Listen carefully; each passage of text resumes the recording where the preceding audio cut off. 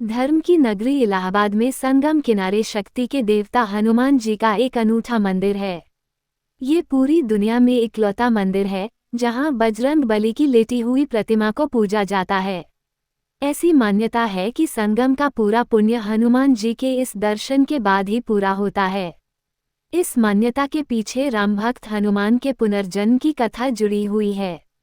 लंका विजय के बाद बजरंग बली जब अपार कष्ट से पीड़ित होकर मरणासन अवस्था में पहुंच गए थे, तो मां जानकी ने इसी जगह पर उन्हें अपना सिंदूर देकर नया जीवन और हमेशा आरोग्य व चिरायु रहने का आशीर्वाद देते हुए कहा कि जो भी इस त्रिवेणी तट पर संगम स्नान पर आएगा उसको संगम स्नान का असली फल तभी मिलेगा जब वो हनुमान जी के दर्शन करेगा।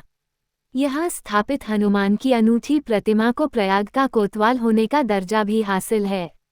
आमतौर पर जहां दूसरे मंदिरों में प्रतिमाएं सीधी खड़ी होती हैं, वहीं इस मंदिर में लेटे हुए बजरंग बली की पूजा होती है।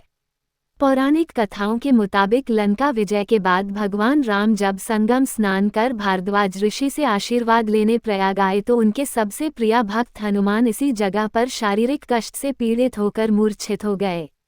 पवन पुत्र को मरणासन देख मां जानकी ने उन्हें अपनी सुहाग के प्रतीक सिंदूर से नई जिंदगी दी और हमेशा स्वस्थ एवं आरोग्य रहने का आशीर्वाद प्रदान किया। मां जानकी द्वारा सिंदूर से जीवन देने की वजह से ही बजरंग बली को सिंदूर चाहे जाने की परंपरा है। हनुमान जी की इस प्रतिमा के बारे में कहा जाता है कि 1400 ईस्वी में जब भारत में औरंगजेब का शासन काल था तब उसने इस प्रतिमा को यहाँ से हटाने का प्रयास किया था। करीब 100 सैनिकों को इस प्रतिमा को यहाँ स्थित किले के पास के मंदिर से हटाने के काम में लगा दिया था। कई दिनों तक प्रयास करने के बाद भी प्रतिमा टस से मस न हो सकी। सैनिक गंभीर बीमारी से ग्रस्त हो गए। मजबूरी में औरंगजेब को प्रतिमा को वहीं छोड़ दिया। संगम आने वाला हर एक श्रद्धालु यहाँ सिंदूर चढ़ाने और हनुमान जी के दर्शन को जरूर पहुँचता है।